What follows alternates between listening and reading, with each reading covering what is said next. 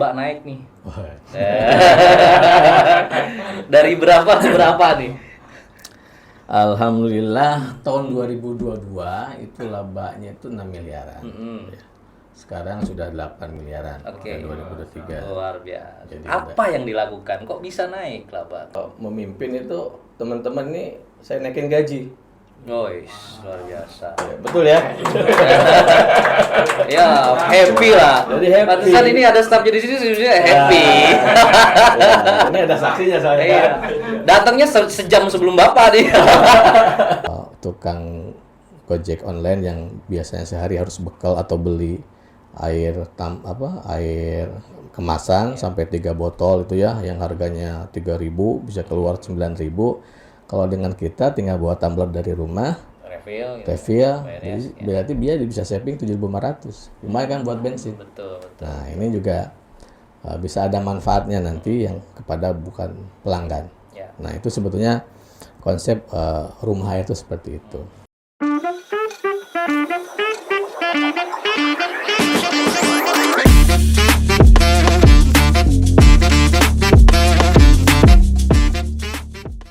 Oke, balik lagi bersama saya Eden Kusnaidi di Titik Temu, menyambung cerita menginspirasi harapan. Kali ini kita akan berbincang dengan perusahaan yang mengelola air minum, dan sekali ini kebetulan di hadapan saya sudah hadir pimpinannya langsung, Direktur Utama Perumdam Tirta Tarum, Bapak Dik. Betul. Terima kasih Pak sudah menyempatkan waktu hadir di sini. Sama-sama. Nyasar dulu nggak tadi? Agak sedikit. Ada sedikit. Emang kalau ini tuh kayak sarang penyamun Pak, harus terus. Oh gitu ya. Gimana kabar, sehat Pak? Alhamdulillah sehat walafiat. Keluarga sehat? Keluarga sehat. Alhamdulillah. Kalau ngelihat roman-romannya adem gitu ya, senyumnya ya. Wise kayaknya gitu. Cuma ini pertemuan pertama kita, mudah-mudahan next bisa ini. Baru aja opening udah next aja ya. Ya, karena kalau orang udah senyumnya adem, sejuk tuh bawaannya nggak pengen sekali gitu, pengen nanti lanjut gitu kan. Borok memang. Borok. Iya. Asli orang mana, Pak? Saya lahir di Sukabumi. Ibu Sukabumi, bapak dari Bandung. Oke. Gitu. Jadi ya aslinya ya Sukabumi lah, karena lahirkan di Sukabumi. Sunda lah ya. Sunda. Iya. Proud. Tapi tinggal di Karawang. Sekarang di Karawang. Oke. Di Korjat sekarang. Udah lama di Karawang. Di Karawang saya ya mulai penugasan ya bulan Agustus 2023. Jadi bentar lagi setahun nih ulang tahun pertama penugasan di Karawang. Iya. Udah mau setahun lah ya. Iya. Sebelumnya memang pernah terlibat di bidang apa ya? Ini bidang air mengalir. Iya. Bidang air bersih. Iya, air bersih. Ya. Sebelum di Karawang saya 3,5 tahun di Depok. Oke. Nah, dulu sebelum itu, kalau awalnya sendiri saya ini sebetulnya PNS. Dulu kerja di BPKP, di Badan Pengawasan Pemerintah ya, perat pengawas.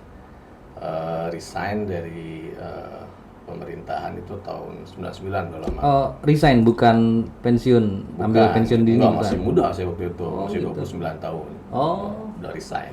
Padahal banyak jadi orang yang bercita-cita. Kalau saya resign dini. Oh, resign dini. Nggak sayang itu, Pak. Mungkin ke sisi passion ya. Jadi saya melihat kelihatannya passion saya bukan sebagai auditor gitu, bukan sebagai PNS gitu. Jadi passion saya pengen sebagai profesional, sebagai eksekutif gitu ya, yang lebih real, praktis, mengelola. Awalnya kan saya di keuangan memang, mengelola keuangan gitu. Nah, lama-lama sejalan dengan barangkali kepercayaan, diberikan tugas di non keuangan, di manajerial. Jadi selesai di PNS, saya mulai bekerja di swasta itu di anak perusahaan Pertamina, namanya El Nusa. Saya nggak tahu, pada yang tahu nggak El Nusa? El Nusa itu anak. Saya waktu itu di Kelapa Gading, Elnusa itu. Nah, habis dari Elnusa terus ke beberapa perusahaan sampai masuk mulai BUMD air itu tahun 2010 di Bandung, di Tirta Jabar namanya. Setelah itu sempat masuk ke perusahaan properti. 2010 balik lagi ke perusahaan air di PDAM. Nah, 2023 di Karawang. Itu ceritanya kira-kira. Ya. Lika-likunya.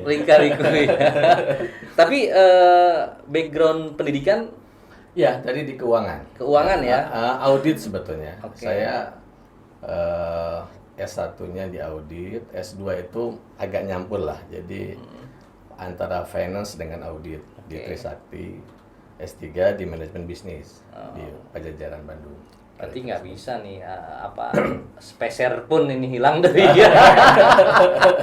Apalagi backgroundnya auditor ada kembalian 20.000 juga. Tapi sekarang kan setelah di manajerial saya bukan cuma ngatur duit pengeluaran, tapi juga bagaimana strategi mendapatkan pendapatannya.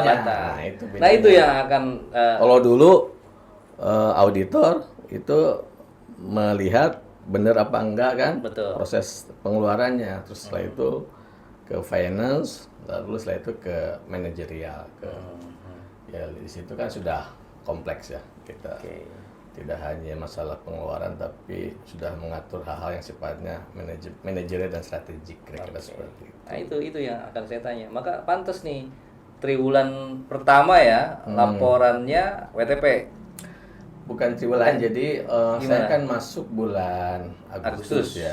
Jadi memang tahun 2022 itu 2021, 2020 itu dari kantor akuntan nih Perumdam nih masih WDP. Masih WDP. Nah, jadi ketika saya masuk Agustus sudah separuh jalan, malah lebih dari separuh jalan tuh kan, semester 2 bulan kedua gitu. Nah, saya melihat salah satu kepercayaan yang mestinya kita miliki dari stakeholder dan shareholder itu adalah laporan keuangan itu harus WTP. Ya. Karena itu saya mencoba melakukan beberapa ya boleh dikatakan terobosan, strategi bagaimana supaya laporan keuangan WTP. Dan alhamdulillah dengan bantuan juga dari teman-teman di dalam ya kita mulai banyak melakukan perubahan di pengelolaan kebijakan akuntansi. Saya juga berkomunikasi dengan pihak-pihak terkait yang menyebabkan WDP gitu kan. Lalu akhirnya ya alhamdulillah usaha itu bisa membuahkan hasil. Ini kan prestasi gitu ya dari WDP ke WTP gitu kan. Yang periksa kan pasti akuntan publik kan. Akuntan publik. Kan untuk transparansi ya. Harus harus karena memang peraturan Permendagri 118 2018 mensyaratkan semua BUMD itu diaudit oleh kantor akuntan independen dari KAP yang sudah memiliki sertifikasi dan kantornya memiliki izin dari OJK gitu. Dari Kementerian Keuangan juga. Nah, kabarnya juga yang saya tahu nih dapat info bahwa ini laba naik nih. Dari berapa ke berapa nih? Alhamdulillah tahun 2022 itu labanya itu 6 miliaran. Sekarang sudah 8 miliaran. 2023. Luar biasa. Jadi apa yang dilakukan? Kok bisa naik laba? Karena sorry ya, yang saya dengar dulu nih informasinya, BUMD itu rugi aja. Ini agak tercengang saya gitu. Ya sebetulnya dalam pandangan saya sih ya, direksi sebelum saya memang sudah mulailah melakukan perbaikan-perbaikan. Sehingga ketika saya masuk itu sudah ada laba. Ya. Jadi starting point-nya bagus lah. Starting point sudah cukup bagus. Ya. Hanya saja saya melihat bahwa sebetulnya ini masih bisa ditingkatkan. Itu ya. Ada beberapa strategi yang dulu tidak dilakukan, seperti misalkan strategi kerjasama untuk pemasangan jaringan ya dengan pihak pengembang ya, dengan pihak industri misalkan. Nah itu alhamdulillah kita bisa dengan cara itu meningkatkan pendapatan. Ya. Saya sih prinsipnya bukan prinsip orang yang apa ya, bahasa orang nanti pelit gitu ya, pikir. Gitu. Kadang-kadang kan orang punya strategi supaya laba gede, kosnya dikurangi. Dipres gitu kan. Kadang-kadang pegawainya dipotong gitu kan, biayanya dipotong. Saya orang yang memiliki filosofi kita ini harus meningkatkan value. Secara manajerial, simpelnya value itu adalah kan fungsi dari benefit dibagi cost. Gitu kan. Jadi kalau cost lebih, ya kan, nggak apa-apa. Selama benefitnya lebih. Betul. Gitu ya. Value-nya akan tinggi. Gitu kan ya. Kalau orang misalkan nih beli sendal atau beli sepatu, dia tahu dengan sepatu ini benefitnya apa. Beli sepatunya 500.000. Tapi ketika orang beli sepatu 1 juta, ya kan, ternyata benefitnya itu misalkan secara kuantitatif, kalau dengan 500.000 itu benefitnya 1 juta, tapi dengan 1 juta benefitnya 3 juta. Yang satu value-nya 2, yang satu value-nya 3. Meskipun lebih mahal, tetap kan benefitnya lebih tinggi. Betul. Masalah apa? Masalah after sales service, masalah branding, ya, masalah image, kan itu juga adalah benefit-benefit yang sifatnya non finansial. Nah, saya juga berpikir seperti itu. Saya melihat bahwa teman-teman ini perlu di-trigger, perlu dipacu ya. Jadi terus terang saya sebulan memimpin itu teman-teman ini saya naikin gaji. Luar biasa. Ya, betul ya. Ya, happy lah. Jadi happy. Pantesan ini ada staff di sini sebenarnya happy. Ini ada saksinya saya. Iya. Datangnya sejam sebelum Bapak nih. Ada value di situ. Iya, jadi saya ngelihat dengan saya menaikkan gaji yang dulu katanya agak susah gitu. Maka si karyawan ini lebih produktif. Ya. Dulu kira-kira menghasilkan rata-rata pendapatan per orang yaitu misalkan setahunnya 500 juta, sekarang bisa 750 juta. Ya, per orangnya dari 350 orang. Kan sebetulnya itu value-nya meningkat. Ya kan? Laba otomatis meningkat. Achievement gitu ya. Salah satunya. Yang kedua, bagaimana kita memperbaiki istilahnya saya waktu itu memang bukan development tapi lebih pada rehabilitation ya terhadap fasilitas-fasilitas infrastruktur layanan yang saya lihat nggak bagus, kurang bagus. Dari mulai kantor yang kurang nyaman untuk orang bekerja ya sampai kualitas pipa, kualitas WTP yang harus segera direhab, ya kan? Nggak apa-apa investasi keluar biaya atau keluar capex ya, capital expenditure, tapi kan at the end kita bisa menghasilkan pendapatan yang lebih tinggi karena air lebih banyak bisa disalurkan kepada masyarakat, kepada pelanggannya. Itu akhirnya secara relatif itu pendapatannya menjadi meningkat. Gitu. Ya kalau saya ilustrasikan. Iya memang meningkat, tapi pendapatan jauh lebih meningkat, sehingga laba secara nominal ya. Meningkat. Mungkin secara presentasi sama, tapi secara nominal lebih meningkat. Tapi kan yang namanya stakeholder dan shareholder melihat, wah ada kenaikan PAD dan itu memang lebih dirasakan kan seperti itu. Lebih realistis lah ya. Iya seperti itulah. Kira-kira ya betul. Kalau bahasa sederhananya mungkin kalau saya ilustrasikan, ya kalau ya mancing duit kan pakai duit. Kalau duitnya pengen lebih gede ya pancingannya juga lebih gede gitu. Selama kita punya koridor itu pengendalian SOP yang terukur gitu ya. Jadi kita juga nggak asal-asalan kita ngeluarin. Nah dulu kan gini, orang dikasih gaji ya kan, tapi istilahnya yang rajin sama yang malas sama nggak proporsional. Bukan nggak proporsional, nggak adil lah gitu kan. Punishment and reward-nya nggak ada. Atau saya rombak struktur gaji itu. Saya berarti progresif dong sekarang berdasarkan capaian. Jadi gini ya, saya gaji itu sekarang dibagi antara gaji pokok dan tunjangan yang sifatnya tetap dengan KPI, tunjangan kinerja. Nah, di situ saya memiliki ruang ya untuk memacu orang. Jadi dengan KPI ini orang yang rajin dapatnya gede. Betul. Orang yang malas dapatnya kecil. Nah, ini alhamdulillah dengan model KPI ini orang kepacu kan, karena kalau dia rajin gajinya tinggi, pendapatnya tinggi. Betul. KPI itu kan untuk mengukur ya, barometer gini jarang dipakai nih selama ini gitu kan. Akhirnya ya standarisasinya jadi standar ganda nih. Yang rajin sama yang enggak ya sama. Enakan yang males-malesan gitu ya, sama aja gajinya gitu. Tapi kan nggak dikasih ya? Iya nggak fair jadinya, nggak fair gitu. Nah itu alhamdulillah itu perombakan di situ di SDM, ada tukin tunjangan kinerja ya. Jadi tukin itu nanti berdampak juga sampai ke penghasilan direksi dan dewan pengawas. Jadi kalau pendapatan pegawai gaji naik gaji tukinnya yang diakibatkan misalkan nanti juga ada peningkatan dari sisi pendapatan, semua naik, direksi juga naik. Jadi saya itu gajinya berubah-ubah tergantung pendapat, tergantung tukinnya karyawan, tergantung pendapatan. Betul. Gitu kan. Nah, ini yang secara sistem akan memacu semua. Ya gerak semua gitu kan. Sense of belonging kan. Betul. Ya kalau mau lebih gede ayo gitu kan, kita gas nih gitu kan gitu ya. Gaspol. Makanya kita salah satunya membuat corporate value ya. Nilai inti yang baru dan saya singkat sebagai Go-Sprint.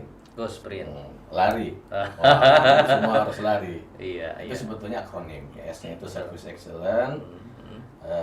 P-nya itu profesional, R-nya itu ada respect, I-nya itu integrity, ya.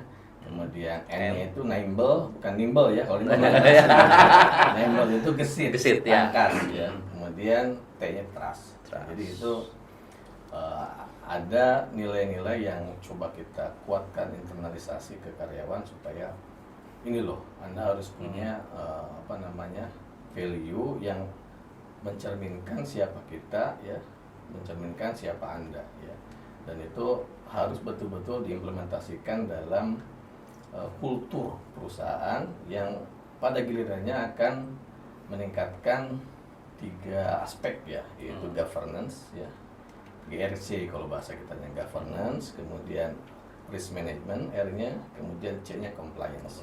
Nah, ketiga ini secara teori manajemen itu menghasilkan P, performance. Nah, gitu kira-kira seperti itu. Luar biasa. Gue kalau ngomong sama orang pinter habis bahan. Tapi gaya kepemimpinan sih sebenarnya yang bisa nilai bawahan ya sebetulnya. Cuma menurut Pak Dik nih, yang selama ini diterapkan gaya kepemimpinannya secara apa sih, atau harapan yang diharapkan ke bawahan atau tim semuanya ini seperti apa sih dengan gaya kepemimpinannya? Ya, saya kan mencoba ya menerapkan, sebetulnya filosofi kepemimpinan saya itu ada dua hal gitu ya. Pertama, leaders create leaders. Jadi pemimpin itu menciptakan pemimpin. Betul. Jadi pemimpin itu saya ingin menciptakan pemimpin masa depan.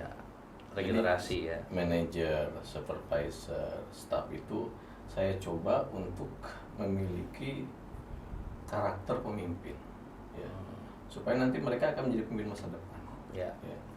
Jadi bukan menciptakan follower. Jadi saya tidak mau menciptakan follower, saya ingin menciptakan leader. Menciptakan follower. ABS. Ya. Nah, udah itu one man show lagi pimpinannya. Betul. Asal bapak senang, asal bos senang. Saya nggak mau. Jadi itu yang pertama. Dan yang kedua adalah saya ingin memberikan legacy. Memberikan suatu legacy itu pengakuan. Peninggalan yang peninggalan yang benar-benar bisa dirasakan. Ya. Dirasakan semua ya. Jadi ada satu pepatah dari Angela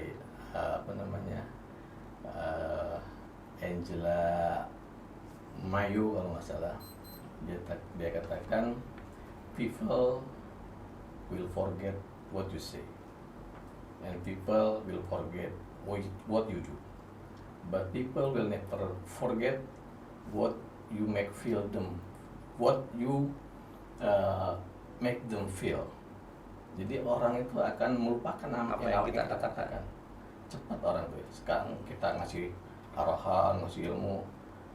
Bisa jadi masuk semangat 45. Semangat 45. Jadi 45 hari selesai. Iya. Ini lagi, nggak ingat lagi ya. Even people will forget what you do. Bahkan orang tuh bisa lupa juga apa yang sudah kita lakukan. Ya.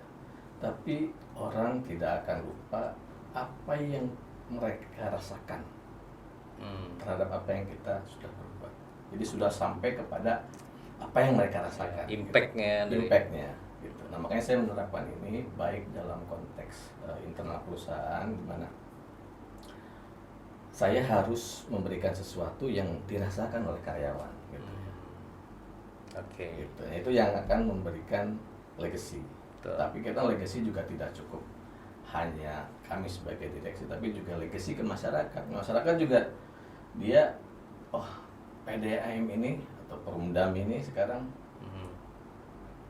sudah betul-betul berubah, gitu kan. Nah, itu legacy itu yang saya ingin wariskan gitu, sehingga image ya, citra PDAM sebagai perusahaan yang profesional itu bisa saya wujudkan kepada penerus saya, gitu kan. Nah, kira-kira seperti itu. Jadi itu yang filosofi kepemimpinan. Tapi kalau dalam konteks style gitu ya, saya ingin kepemimpinan saya itu kepemimpinan yang transformatif, kata bahasa manajemen SDM. Jadi mentransformasi apa yang menjadi visi misi kita ya, bisa ditransformasi, ada satu cascading gitu, diterjemahkan oleh para manajer sampai staff. Jadi kepemimpinan transformasional itu kan kepemimpinan yang memberikan direction, ya, bukan yang sifatnya instruction. Jadi kita tuh mengcoaching, bukan hanya sekedar menginstruksi gitu ya. Kedua, kita ini sifatnya menginspirasi, ya. Bukan hanya sekedar memberikan arahan dan sebagainya. Ya, pemimpin kalau tidak memberikan contoh ya tidak menginspirasi, gitu, kira-kira seperti itu. Nah, ini yang ya, kemudian juga saya ingin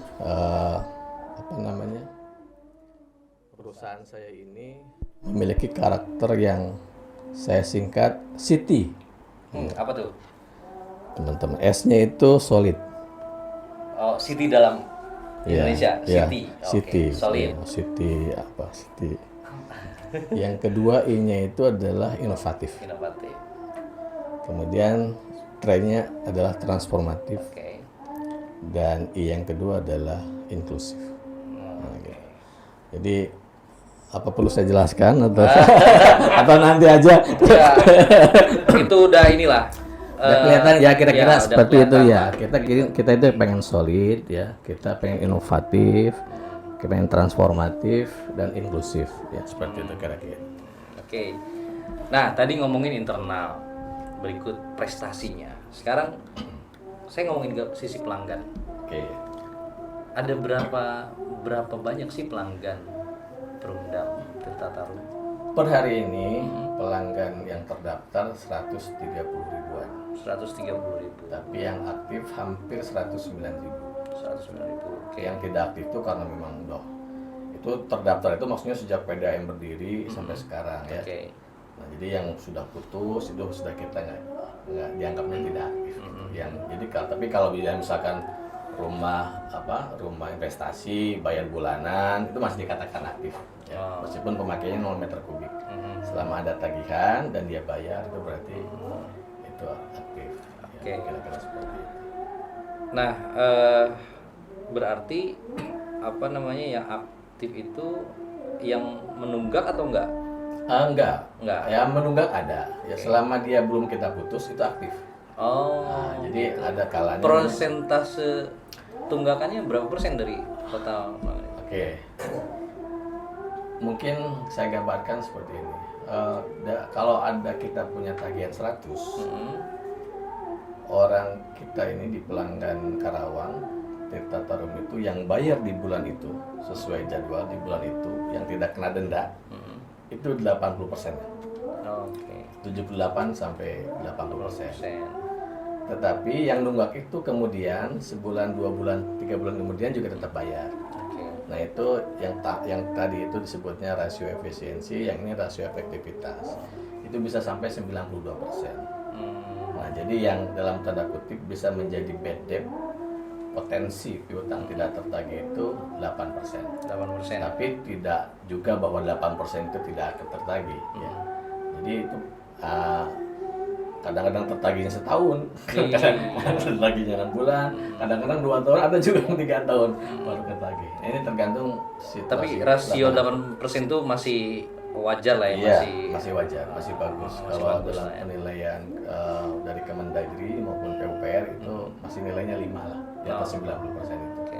Karena memang apa namanya di PDM di Indonesia itu ya ada yang di bawah 90 bahkan di bawah 80, di bawah 70 juga ada gitu. Nah, ini memang beda-beda tergantung ini situasi. Nah, ini juga kan nanti apa namanya kan berdampak terhadap pendapatan perusahaan juga kan kalau ya cash flow-nya. Nah, cash flow-nya. Ya. Nah, tadi saya lupa tanya. Ini dulu itu saya tahunya ya apa PDAM ya atau BUMD tentunya. Sekarang Perumdam itu sama aja nggak sih? Perumdam ini memang itu menurut saya secara substantif itu sama ya. Cuma nomenklaturnya aja karena ada peraturan pemerintah nomor 54 2017 di perusahaan-perusahaan daerah yang dulu dibentuk berdasarkan Undang-Undang nomor 5 atau 62 itu harus punya 2 pilihan merubah bentuk badan hukum menjadi perseroda yang berbasis saham ya kan, kemudian yang tidak berbasis saham ya yang disebut dengan Perumda, perusahaan umum daerah. Jadi perseroan daerah, yang satu lagi perusahaan umum daerah. Nah, kalau pilihan-pilihan itu sangat tergantung pada posisi strategiknya dia. Katakanlah seperti ini simpelnya, kalau perusahaan itu misalkan dari dulu sudah dimiliki oleh dua kabupaten misalkan, karena ada satu PDM yang melayani 2 kabupaten. Nah itu mungkin pilihannya bisa karena dua pemilik dan 2 pemegang sahamnya ada 2, dia ke perseroda. Yang kedua juga biasanya pilihannya ketika perusahaan itu sudah cukup bagus performance-nya, infrastruktur tata kelolanya sudah bagus, itu biasanya pilihannya langsung ke perseroda. Ke perseroda itu adalah badan usaha yang berbadan hukum. Kalau Perumda itu badan usaha tapi tidak berbadan hukum, artinya tidak ada akte notarisnya. Jadi aktenya apa? Aktenya ya perda. Perda ya, diatur sama perda. Kita minum dulu Pak. Siap. Tapi ini air putih. Katanya suka kopi ya? Penikmat. Saya penikmat. tiap hari ngopi. Ya, kadang-kadang, seringnya dibuatin sekretaris, tapi kadang-kadang juga buat sendiri. Bicara kopi nanti lebih panjang lagi lah. Nanti kita ngomong soal kopi. Saya kebetulan punya kebun kopi. Kebun kopi di gugusan Bandung Utara. Di Bandung Utara itu punya gugusan gunung dari mulai Burangrang, Tangkuban Perahu, Gunung Bohong, terus sampai ke arah timurnya ada Palasari dan Manglayang. Saya di Palasarinya. Ketinggian 1.200 mdpl. Gitu. Mantep. Jadi kalau minum kopi di saya itu ada 4 kriteria yang tidak boleh dilanggar. Apa tuh? Ya. Yang pertama diseruput di ketinggian 1.200 mdpl. Kemudian yang kedua pemandangannya itu kota Bandung. Gitu. Kemudian yang ketiga jangan ada dusta, jangan ada gula. Jangan ada gula di antara kita. Yang keempat, nanti harus ke Bandung dulu. Ya. Apalagi kalau nyeruputnya itu di cangkir bambu gitu ya, atau cangkir dari tanah liat. Cangkir bambu. Ya, memang akan mempengaruhi taste. Oh, tapi gitu ada sensasi sendiri. Oh. Nah, saya pernah begitu. Tapi nantilah kita balik lagi ke Kemudian nanti deh, apa namanya barista ya. Nanti mantan. Nanti saya minta dibuatin kopi. Itu satu hal itu baru menurut saya itu ada kopi Ada di di bambu itu. Kamojang, Garutan Gitu ya? ada kopi di apa itu pakai cangkirnya tuh dari bambu. Yang saya tahu itu antara mug dengan gelas itu beda. Ya kan? Ya. Jadi kalau mug itu dia yang saya sudah praktekkan lebih menahan, lebih merawat sisi taste-nya ketimbang di gelas.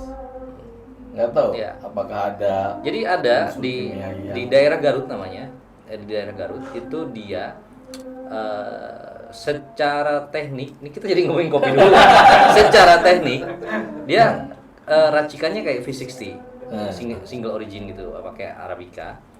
Tapi filternya biasanya kan pakai kertas ya, filter V60 itu. Iya. Nah, dia nggak pakai bambu juga. Oh, gitu. Dianyam, kayak kalau orang Sunda harusnya tahu. Iya, iya.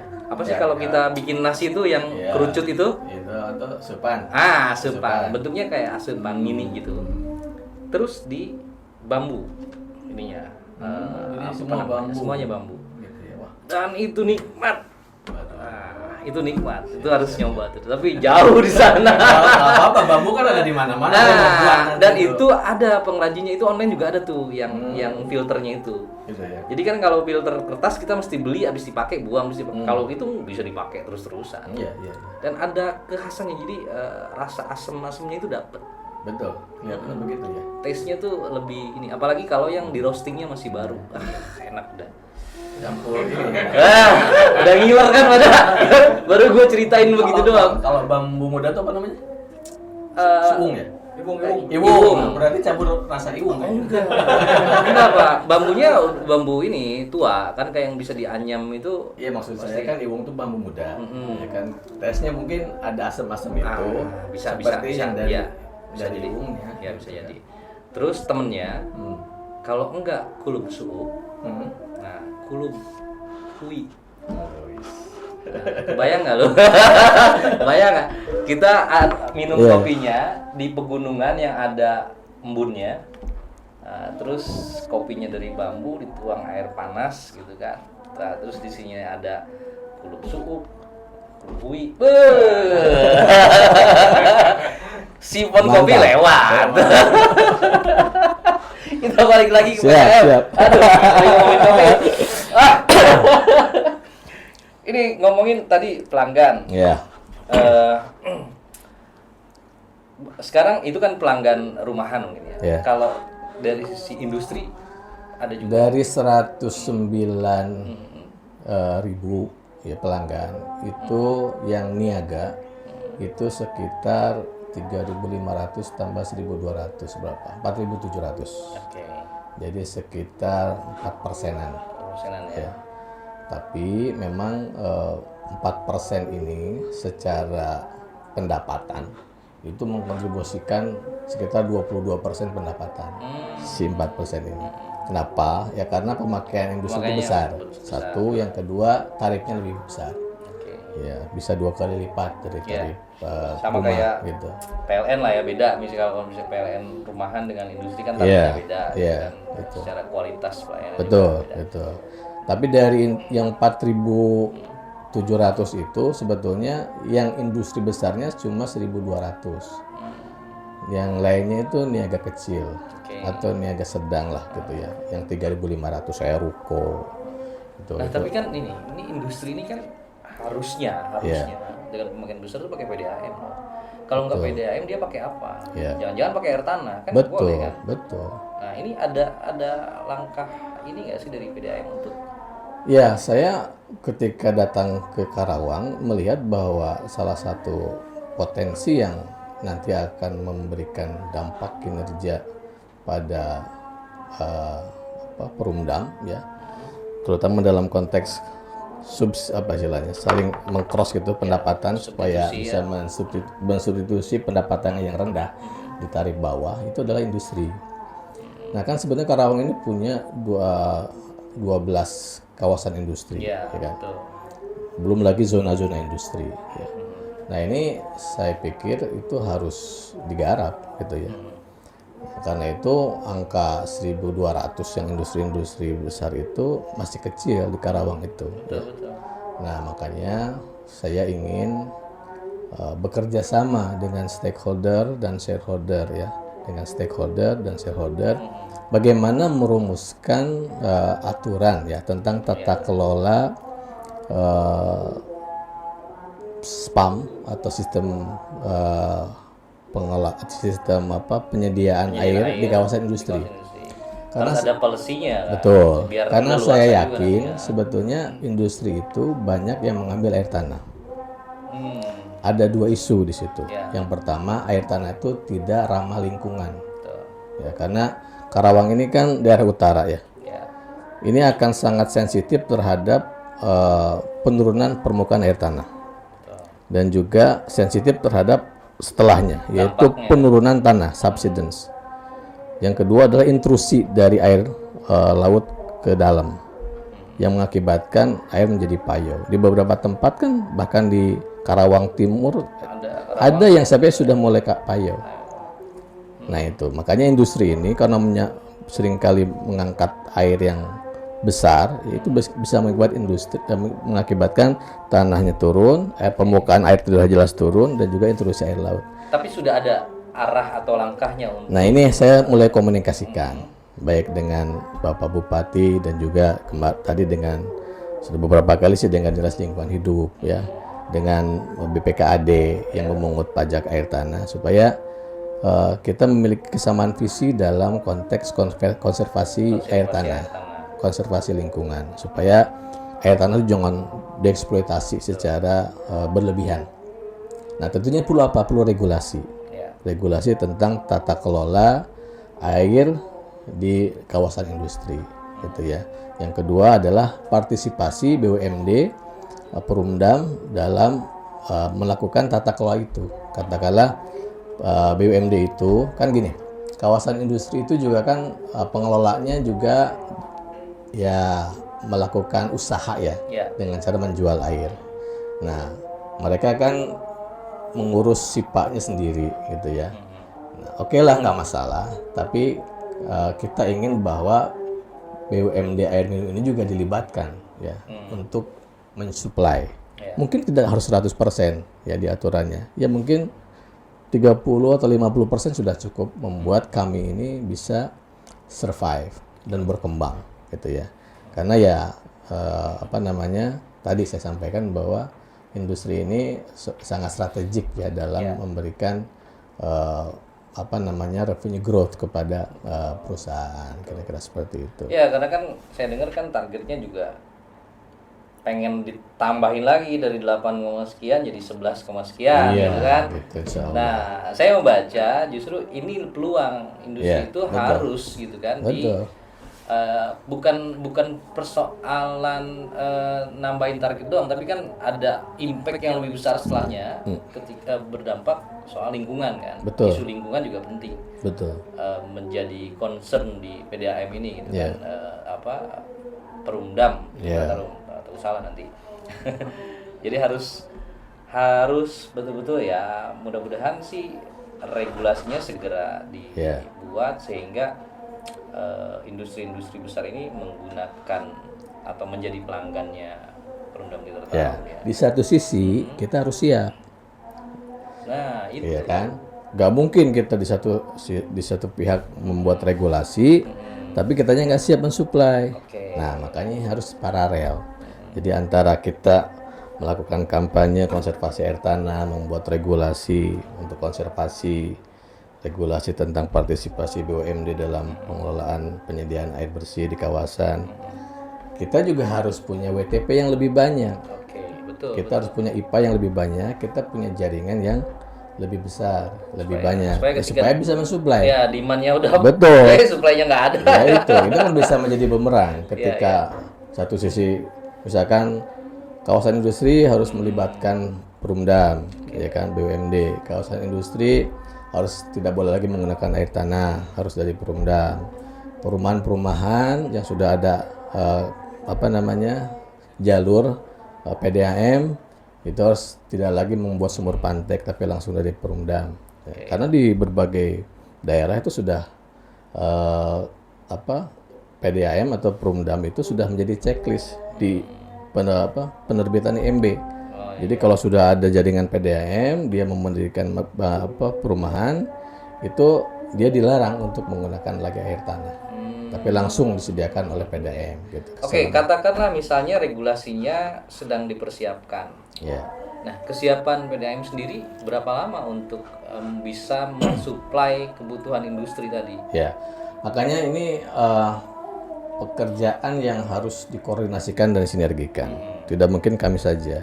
Makanya dengan integrated kan, atas bawahnya. Betul, dengan pemerintah daerah kita harus banyak komunikasi, ya terutama dengan pihak pembina dan KPM, ya kuasa pemilik modal dalam hal ini Pak Bupati, untuk bagaimana kita siap, ya kan, menyiapkan infrastrukturnya, ya. Yang menjadi kendala memang kalau secara teknis sih kita masang mah gampang, tapi pendanaan. Nah makanya dalam bisnis plan kan kita sudah mencanangkan membangun tambahan 1000 tambahan 1000 liter per detik tambahan DWTP, sekian ribu kilometer lagi tambahan jaringan. Nah ini kan perlu pendanaan, ya. Pendanaan untuk PDAM itu ada yang bisa berasal dari pemerintah pusat, ya seperti sekarang proyek KPBU Jatiluhur spam regional yang akan rampung dan commissioning tanggal 19 Oktober ini. Ada juga dari bantuan DAK dan alokasi khusus yang biasanya dititipkan di Dinas PRKP. Ada yang dari dana kami sendiri, dana internal yang kita pupuk gitu ya. Ada juga dari perbankan dan kemitraan swasta B2B. Nah ini yang sedang kita lakukan supaya, karena kita kalau ngandelin ya dari pemerintah daerah nggak akan bisa. Ya, dari pemerintah pusat juga ya kadang dapat kadang tidak. Makanya opsi ketika kita diberikan satu keleluasaan untuk bekerja sama dengan swasta itu adalah opsi yang cukup bagus ya. Jadi kita Perumdam PDAM itu jangan alergi lah dengan kerjasama. Selama kita bisa mengukur tingkat expenses atau cost yang kita harus keluarkan untuk membeli air dari pihak swasta dengan potensi pendapatan yang kita dapatkan dari penjualan air ke pelanggan, ya itu ya dijalankan menurut saya. Gitu. Ini pertanyaan nyeleneh sebenarnya. Iya, boleh. Ya anggaplah nggak penting-penting amat. Kepikiran nggak sih Perumdam Tirta Tarum ini, atau mungkin sudah? Nah ini kan saya nggak tahu. Yeah.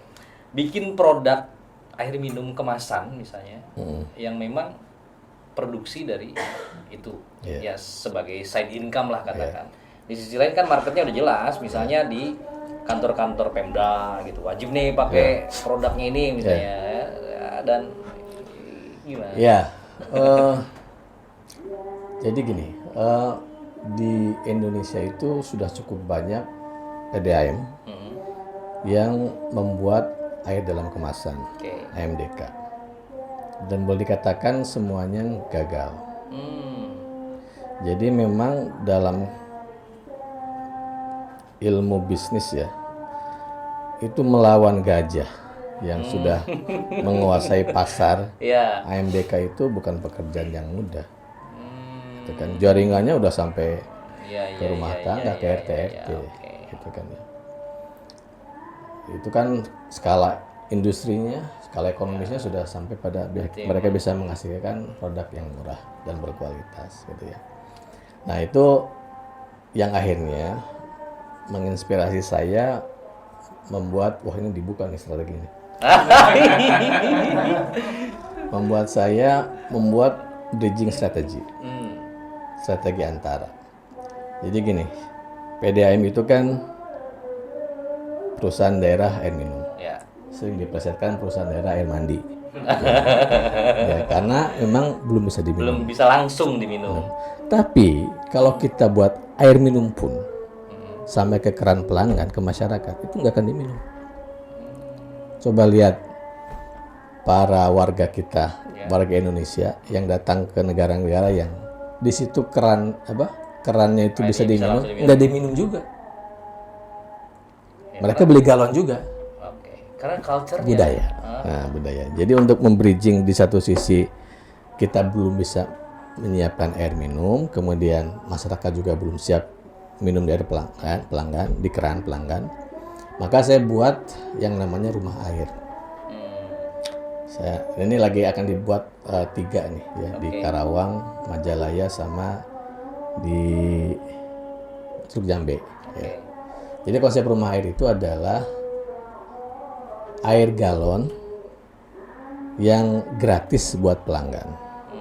Jadi itu adalah menyiratkan bahwa kita ini sebenarnya bisa membuat air yang bisa diminum, ya, tapi dijemput sama pelanggan di rumah air terdekat lah, nanti seperti itu. Ya. Tapi kalau untuk yang non pelanggan itu beli. Ya, kalau di beberapa tempat mungkin ada air galon kan. Kalau air galon yang merek terkenal kan belasan ribu ya, 18.000.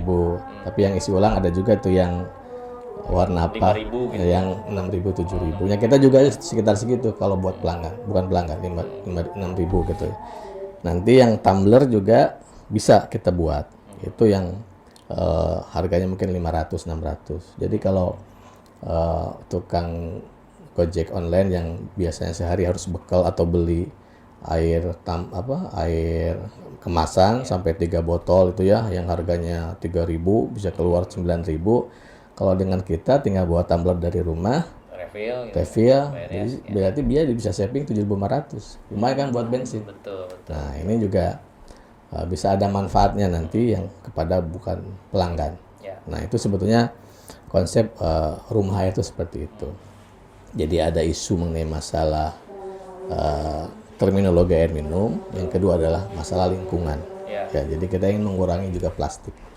Nah, kita juga memang sudah diminta untuk bisa menyiapkan sebagai display ya air minum yang bisa keran-keran atau tempat yang di situ bisa kita minum langsung ya. Rencananya memang kita akan buat di tempat-tempat strategis yang mungkin seperti alun-alun, kemudian di Pemda ya, di Islamic Center dan sebagainya, sehingga masyarakat bisa merasakan juga bahwa memang kita bisa sebetulnya mengolah sampai bisa diminum gitu. Nah gitu. Untuk kemasan, nah itu step kedua nanti. Ya. Karena apa? Karena memang perlu proven ya tentang kualitas air minum itu nggak boleh main-main. Ya sekalinya kita fail ya, itu orang nggak percaya lagi. Makanya kualitasnya betul-betul harus dijaga sebelum sampai masif gitu ya. Dari rumah air minum itu kita bisa terus belajar memantau, memonitor ya sampai kualitasnya nanti tidak boleh lagi ada kesalahan. Zero default ya, zero, kita tidak boleh ada kesalahan lagi. Nah, kemudian yang kedua juga memang pasarnya harus dikurasi ya. Jadi kita tidak bisa head to head ya. Jadi harus misalkan di OPD misalkan di Karawang di 2MD, nanti bisa di pabrik-pabrik ya yang bisa kita approach gitu kan ya, yang ada di Karawang. Nah itu kan bisa menjadi pasar juga. Nah ini baru tahap ya katakanlah tadi pelanggan pastinya itu Pemda dari mulai tingkat kantor desa ya kan, atau kelurahan, kecamatan sampai kabupaten. Karena konsep kerjasamanya kami juga nanti tidak harus membangun sendiri rumah air itu, bisa kerjasama dengan BUMDes, koperasi desa gitu kan. Nah nanti setiap ada kegiatan rapat RT, rapat RW, rapat kelurahan, rapat kecamatan, peringatan hari agama, peringatan hari besar, akhirnya dari situ, sehingga RW bisa punya kas, BUMDes bisa punya kas, kelurahan bisa punya kas dari kita, oleh kita untuk kita. Betul, itu maksud saya. Karena kan kalau misalnya ada nih air minum kemasan, udah dengan segala tadi jangan sampai failed gitu ya, dengan segala macam konsekuensi dan standarisasinya harus ini. Ada kok yang udah ketahuan hasil uji labnya ada BPA apa segala macam, tetap laku aja gitu di pasaran gitu kan. Ini kan dampak masa depannya ini gitu kan, kesehatan kita. Kalau misalkan untuk sekelas PDAM harusnya menurut saya bisa. Insya Allah. Tapi ya mudah-mudahan itu bisa jadi amin. proyek masa depannya gitu kan. Betul. Karena lebih dekat gitu dengan kita gitu. Kalau berbicara kualitas, mana ada sih orang yang akan ngerusak kesehatan orang gitu, apalagi di daerah. Kalau yang bisnis yang raksasa mungkin agak susah nanti ininya gitu kan. Kita balik lagi ke topik soal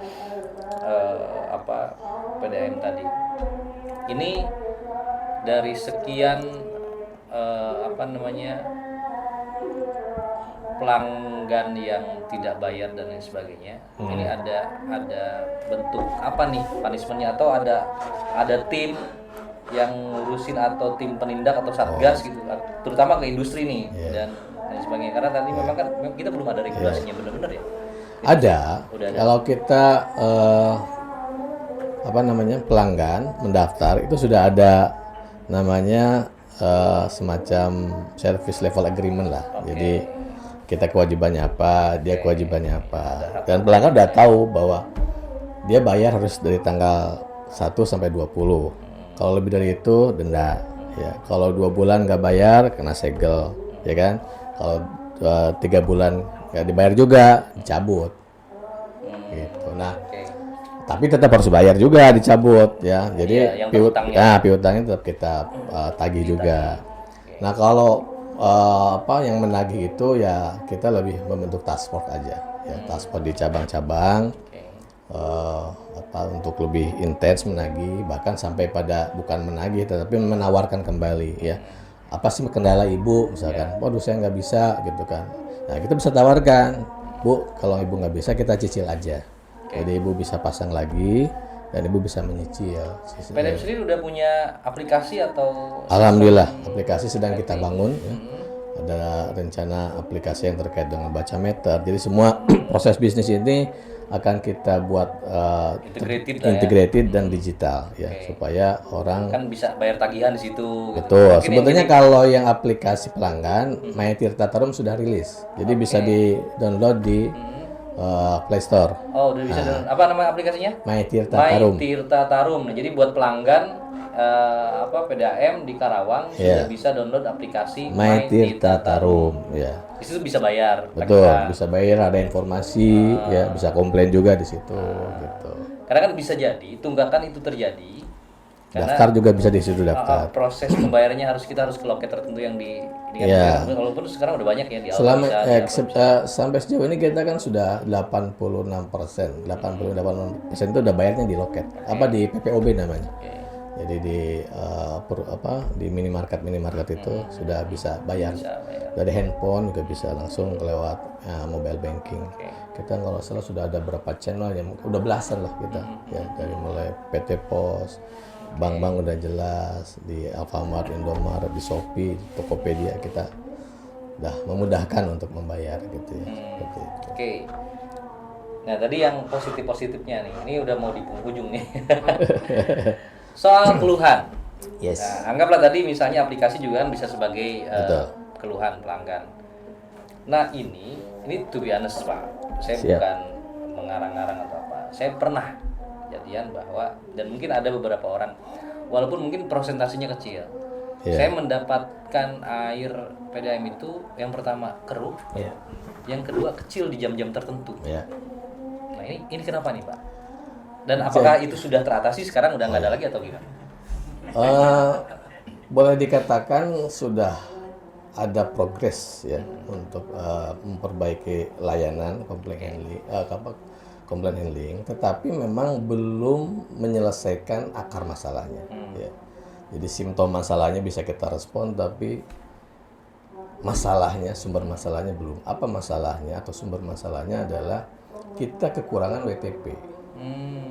Kita kekurangan instalasi yang bisa mendistribusikan air ke pelanggan, sehingga di jam-jam tertentu yang peak itu orang menjadi berebut kan, kecil. Nah kalau keruh itu faktornya beberapa hal, misalkan seperti listrik mati, kita ikut mati masih ya di beberapa cabang itu, sehingga ketika mulai lagi ada pemompaan air karena pipa kita yang udah tua ya, belum diganti dengan yang food grade yang PE itu, sehingga ada kekeruhan di situ ya. Nah sekarang sifatnya nggak permanen ya, keruh itu cuma beberapa ini doang ya. Iya kalau ada kejadian itu ya, okay. Atau dipompa terlalu keras, manajemen pompanya itu juga bisa membawa material-material kecil yang memang karena di pipa PVC atau pipa galvanis itu menempel gitu. Nah ini yang sebetulnya dalam jangka panjang kan pipa HDPE kita ini mungkin baru 10-15%. Perlu kita ganti pipa-pipa yang masih kualitasnya PVC itu ya, dengan pipa HDPE ya. Tapi kita yang pertama ini kuantitasnya dulu nih ya, kita ingin menambah WTP.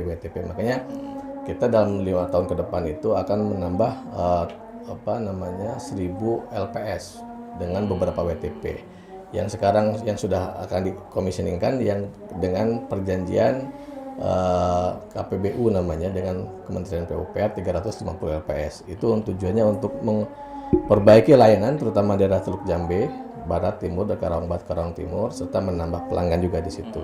Kita juga rencana akan ada kerjasama dengan pihak swasta untuk daerah layanan di Cikampek, Kelari, Majalaya, dan Ciampel. Ya. Di samping juga kita memang masih mendapatkan DAK dari pemerintah lewat PRKP. Di Kelari juga ada, di Majalaya, dan satu lagi di Pedes, di Kecamatan Pedes. Jadi sekarang tuh ada 1.200 lah. 1.200. Ya, 1.200. Kita mau nambah lagi 1.000. Ya, 1.000 sampai 1.100 lah gitu. Nah, jadi itu sumber masalahnya. Kadang-kadang juga sumber masalah itu adalah ketika air keruh dari Citarum. Nah, ini mengakibatkan karena WTP kita ini sudah full, sehingga kita ini karena kekeruhan yang itu menurunkan tingkat produksi yang bisa 100 menjadi 70 karena kekeruhan yang tinggi ya. Akibatnya layanan ke masyarakat apalagi titik-titik layanan terjauh itu menjadi kurang. Ya, akhirnya cuma ngecelak gitu kan. Nah. Karena ini real ya, saya nggak ngadain. Ya, betul. Itu yang pertama. Yang kedua, saya pernah ribut sama tetangga. Gara-gara ketahuan, jadi dia pakai mesin pompa untuk nyedot itu PDAM biar dia gede. Iya. Ada Pak itu. Iya. Ada itu. Akhirnya ke kitanya netes gini nih. Dia nggak pernah ada komplain, ternyata dia pakai mesin pompa. Iya. Itu masuk kategori pelanggaran? Enggak, selama pompanya dia buatnya bukan, kan ada meter ya, meter langganan ya. Kalau pompanya dia buat pompanya sebelum meter, nah itu nggak boleh. Tapi kalau dia sedotnya setelah itu nggak masalah. Nah, saya nggak paham sih. Ya kalau sebelum meteran udah pasti pencurian itu namanya kan? Iya. Karena dia memompa dulu sebelum meteran. Betul. Ini kayaknya sih setelah meteran. Ya itu ya, bisa jadi mungkin itu usaha mereka ya. Sebetulnya secara kita mah nggak merugikan ya, dan itu boleh-boleh saja. Tapi yang jelas kan isu masalahnya adalah karena akibat di situ tetangga-tetangga. Karena kan paralel dia kan pipanya. Ya. Nah, yang bermasalah kita nih tetangga-tetangganya di jam-jam tertentu mau mandi nungguin malam dulu nih. Iya. Ini air. Daerah mana tuh Kang? Ini udah lama sih kejadiannya. Saya di Perumnas waktu itu. Oh, Perumnas ya, Teluk Jambe berarti kan? Ya, memang Teluk Jambe ya. Sekarang kan insya Allah lah mulai Oktober itu air kita dalam tanda kutip melimpah ya. Jadi kita memang disiapkan sampai 350 LPS. Itu bisa jutaan meter kubik per bulan itu. Tapi terpengaruh nggak sih cuaca sama kapasitas? Enggak. Ya kalau sekarang iya, tapi kalau nanti yang proyek Jatiluhur ini enggak. Ya karena memang WTP-nya sudah bagus ya, sudah pakai genset ya, listriknya udah bagus gitu kan. Proses produksinya di Cibeet, IPA-nya juga sudah bagus. Jadi kualitas air, kuantitas, kontinuitas sudah bagus lah. Nah memang pelanggan kita ini kan 108.000 ya. kita pernah terakhir itu survei kepuasan pelanggan SKP tahun 2022. Ini tahun 2003 kemarin agak kelewat, mungkin insya Allah 2024 akhir ini kita akan buat lagi. Sebetulnya 74% pelanggan itu puas dan cukup puas. Yang kurang puas dan tidak puas itu 26%. Tapi kan 26% 27.000 ini. Ya.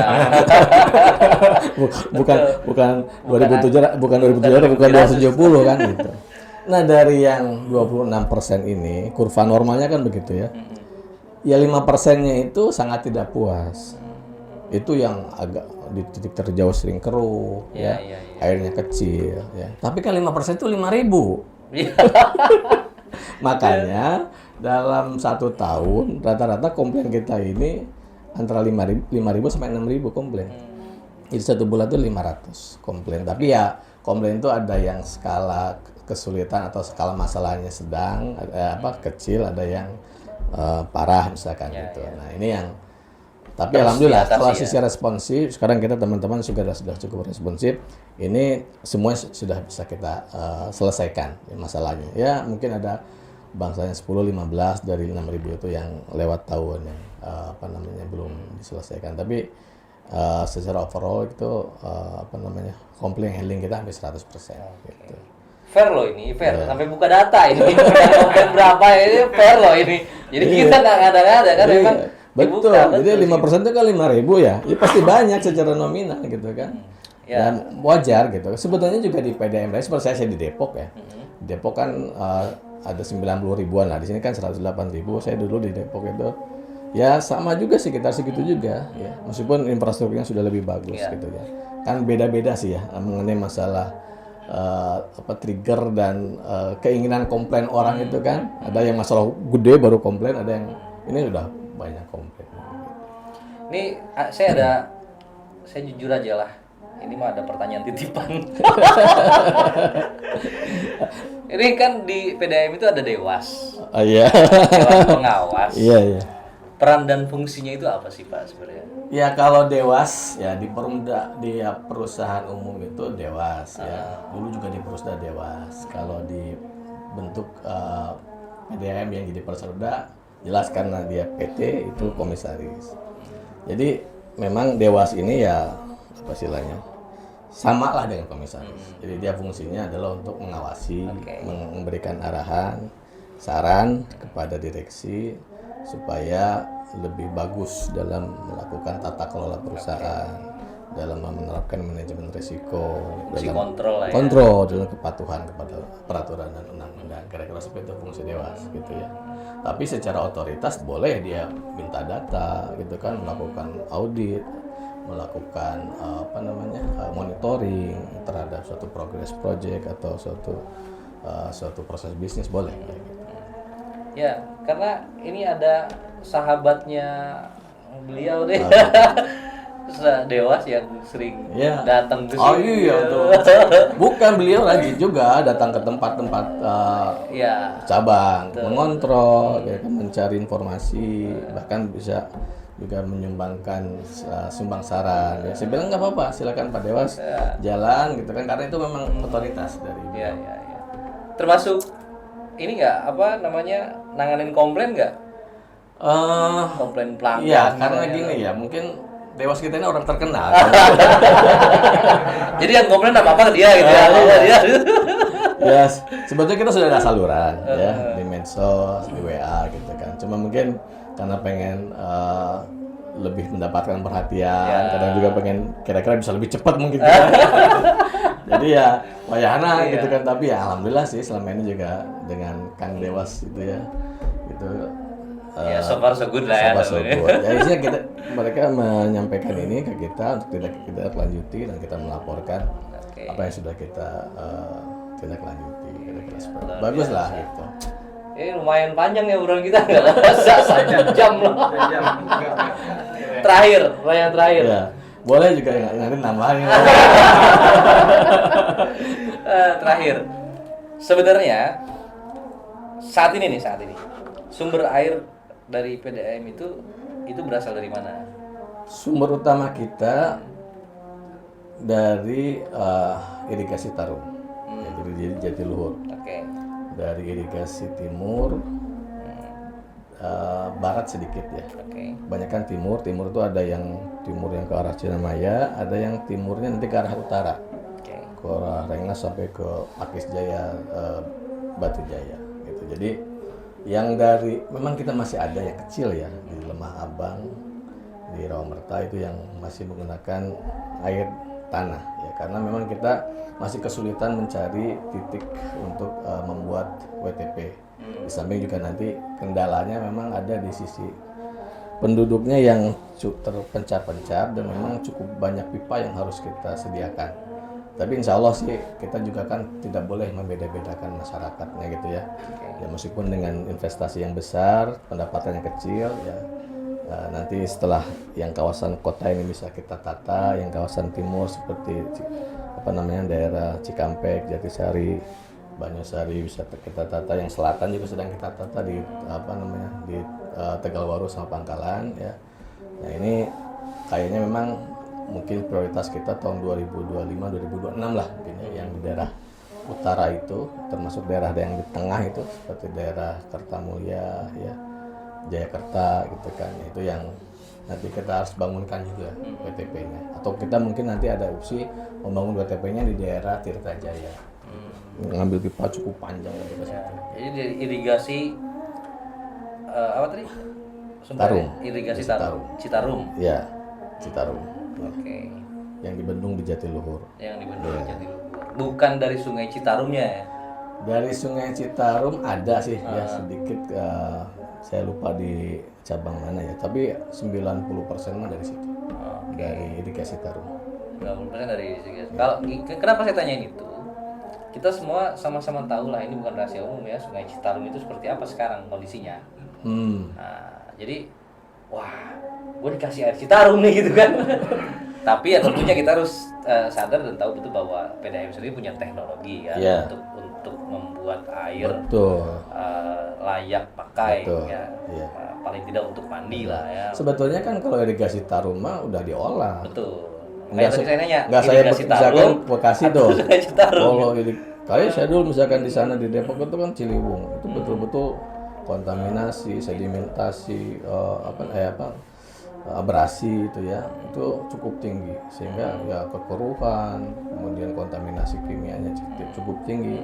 Tapi kalau yang Tarum irigasi Tarum ini sudah diolah, jadi sudah keluarkan sudah cukup bagus sebetulnya gitu ya. Jadi, ini biar untuk ini aja apalagi sudah diolah kan ya kan. Paradigma masyarakat aja gitu. Kalau misalnya selama ini pemahamannya adalah ngambil dari Sungai Citarum gitu kan, wah ini berdampak kepada kepercayaan nanti gitu.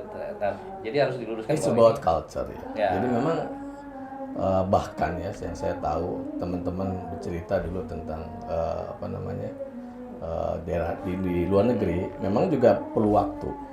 Orang ketika melihat secara kasat mata fisik bagaimana kondisi sungai, kemudian diolah di PDAM atau di suatu instalasi pengolahan, entah itu dimiliki pemerintah juga, sampai mereka katakan ini siap diminum. Kesiapan mental kulturnya juga butuh waktu. Gitu ya. Tapi ada teknologi terkini kan PDAM yang digunakan ini untuk mengolah air ini. Teknologi terkini rata-rata PDAM Indonesia. Beda dengan yang ada di Singapura, beda dengan ada yang di Belanda, itu sudah lebih canggih lah gitu ya. Itu tingkat, termasuk juga jaringannya. Mereka jaring kalau kita kan kebocoran itu 23% gitu ya. Mereka itu udah di bawah 5%. Tingkat kebocoran karena pipanya sudah food grade ya. Sisi teknologi pemasangan dan perawatan juga sudah cukup bagus, deteksi kebocorannya juga sudah cukup bagus. Nah, kita ingin ke depan kita seperti itu gitu. Jadi saya rasa Karawang sebagai kota yang dicanangkan kota maju ya, tentunya infrastruktur pengelolaan penyediaan air minum juga harus seperti kota maju ya, kira-kira seperti itu. Nah, ini visi kita ya ke depan ya, mohon dukungannya selalu pasti gitu, karena pasti itu jadi mimpi setiap warga negara sih. Betul. Jadi kami tidak alergi dengan kritik ya. Silahkan memberikan kritik, saran ya, karena strategi Pentahelix, ABGCM ya, akademisi, bisnis, government, community, media ya, itu akan kita terus lakukan ya, kerjasama ke 5 pihak ini untuk menghasilkan ide-ide ya nanti ke depan yang bisa membuat kami ini keberadaannya semakin dirasakan manfaatnya, kira-kira seperti itu. Luar biasa. Oke, nggak kerasa emang ini 1 jam lebih ya. Nah, ini bisa jadi episode terpanjang gua nggak sih? Emang seru kalau ngomong sama orang pintar, seru. Obrolan tuh nggak habis-habis. Tadi aja nyebrang ke kopi-kopi. Ya. Kayaknya panjangnya di kopi. Iya, kita punya hobi yang sama berarti. Kita punya kesukaan yang sama lah di kopi paling tidak. Kopi akan mempertemukan kita nantilah. Terima kasih waktunya Pak, luar biasa obrolan ini, mudah-mudahan memberikan informasi yang baik buat masyarakat. Mudah-mudahan ini juga menjadi value buat PDAM. Sukses terus di karirnya, salam buat semua tim, staf di PDAM. Gas terus, go sprint ya. Siap, go sprint. Untuk terus memberikan layanan yang terbaik untuk pelanggan dan masyarakat Karawang khususnya. Mudah-mudahan kita bisa bertemu di lain waktu dengan topik-topik lain yang menarik dan bermanfaat untuk masyarakat. Berarti sekarang sudah punya titik temu kita ya. Sudah titik temu kita. Ya, terima kasih. Baik, itulah tadi bincang kita dengan Direktur Utama Perumdam Tirta Tarum. Lumayan panjang, 1 jam.